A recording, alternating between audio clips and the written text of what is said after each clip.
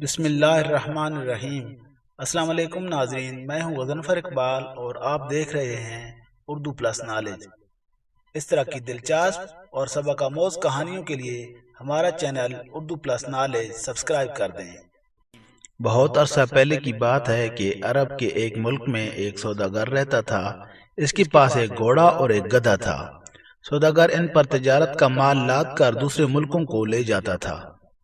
گھوڑا ہمیشہ اس بات پر فخر کرتا تھا کہ اس کا تعلق عرب سے ہے۔ مالک اسے گدھے سے اچھا سمجھتا ہے۔ گدھا گھوڑے کی باتیں خاموشی سے سر جھکائے سنتا رہتا۔ ایک دن گھوڑے نے کہا، میاں گدھے، تمہاری زندگی بھی کس کام کی؟ دن بھر مالک تم سے کام لیتا ہے، جھڑکتا مارتا رہتا ہے اور رات کو کھانے کو سوکھی گھاس دیتا ہے۔ مجھے دیکھو، میں دن بھر استبل میں کھڑا رہتا ہوں، مالک مجھے کھانے کو نرم نرم گھاس دانہ دیتا ہے۔ میری خدمت کے لیے 2 نوکر رکھے ہوئے ہیں جو دن بھر میری مالش کرتے رہتے ہیں، مجھے خوشبودار صابن سے نہلاتے ہیں اور پھر مجھے دیر تک ٹہلاتے ہیں۔ مالک جب بھی میرے قریب آتا ہے، پیار سے میری پیٹھ اور گردن پر ہاتھ پھیرتا رہتا ہے۔ گدھا گھوڑے کی باتیں سن کر اپنی بدقسمتی پر آنسو بہاتا رہتا۔ ایک دن گدھا گھوڑے کی باتیں سن کر دیر تک روتا رہا۔ اتفاق سے ادھر سے ایک غریب لکڑہارا گزر رہا تھا۔ اس نے گدھے کو روتے ہوئے دیکھ کر پوچھا، میاں گدھے، کیا بات ہے، تم رو کیوں رہے ہو؟ گدھے نے گھوڑے کی تمام باتیں سنا دیں۔ لکڑہارا گدھے کی باتیں سن کر بولا، جو اپنے منہ میاں مٹھو بنتا ہے وہ عقل مند نہیں ہوتا۔ ایک نہ ایک دن اسے نقصان اٹھانا پڑتا ہے۔ میری ایک بات یاد رکھو، اب جب تمہارا مالک سفر پر روانہ ہونے لگے تو تم بیماری کا بہانہ کر کے زمین پر لیٹے رہنا۔ مالک تمہیں اٹھائے تب بھی نہ اٹھنا۔ مالک تمہیں بیمار سمجھ کر سفر پر نہیں لے جائے گا اور تمام مال گھوڑے پر لاد دے گا۔ جب گھوڑے پر زیادہ مال لدا ہوگا اور اس کی رفتار سست ہو جائے گی تو مالک گھوڑے کی رفتار تیز کرنے کے لیے چابک پر چابک مار کر اس کی کھال ادھیڑ دے گا۔ تب گھوڑے کو پتہ چلے گا کہ مالک کو گھوڑے سے کتنا پیار ہے۔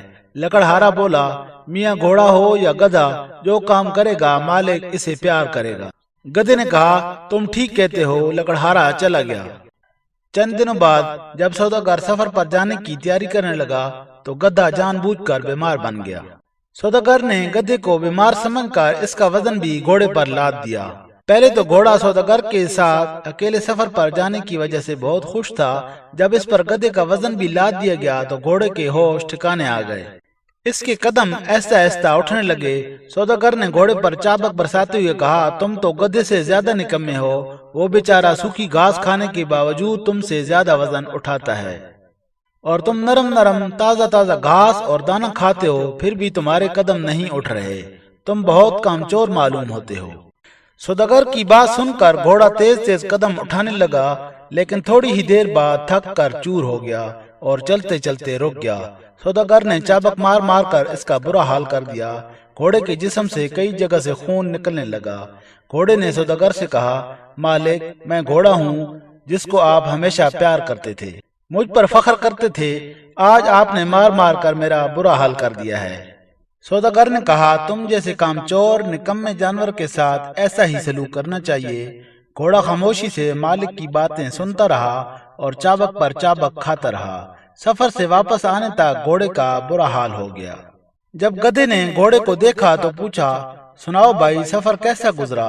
گھوڑے نے کہا، دوست، تم ٹھیک کہتے تھے، اس دنیا میں کام کی قدر ہے۔ مالک نے مجھ پر اتنا بار لاد دیا کہ میرے قدم نہیں اٹھتے تھے۔ مالک نے چابک مار مار کر میرا برا حال کر دیا۔ وہ مجھے نکما کامچور کہہ رہا تھا اور تمہاری تعریف کر رہا تھا۔ مجھے میرے کیے کی سزا ملی ہے۔ میں ہمیشہ تم سے نفرت کرتا رہا اور اپنی نسل پر فخر کرتا رہا۔ تم مزے سے یہاں آرام کرتے رہے اور میں مار کھاتا رہا۔ گدھا بولا، بھائی، شکر ہے کہ تمہیں اپنی غلطی کا احساس ہو گیا۔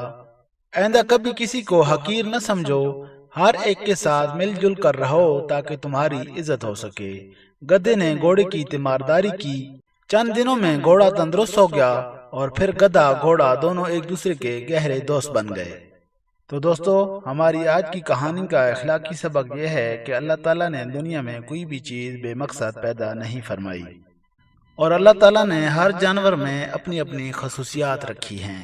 کوئی جانور تیز دوڑ سکتا ہے، کوئی جانور زیادہ وزن اٹھا سکتا ہے، کچھ جانور گوشت کھاتے ہیں، کچھ جانور گھاس کھاتے ہیں۔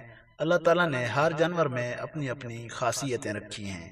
اسی طرح انسانوں کو بھی اللہ تعالیٰ نے برابری کی سطح پر پیدا فرمایا ہے، اور اللہ کے رسول صلی اللہ علیہ وآلہ وسلم نے بھی اپنے آخری خطبہ میں ارشاد فرمایا کہ تمام انسان برابر ہیں۔ ہاں، اللہ کے ہاں اگر کسی کو فضیلت حاصل ہے تو وہ صرف اور صرف تقوی کی بنیاد پر ہے۔ پیارے دوستو، ہماری آج کی کہانی یقیناً آپ کو پسند آئی ہوگی۔ اگر کہانی پسند آئی ہو تو ویڈیو کو لائک کر دیں، شیئر کر دیں اور چینل کو سبسکرائب کر دیں۔ ملتے ہیں کسی نئی سبق آموز کہانی میں، اس وقت تک دیجیے اجازت۔ اللہ حافظ۔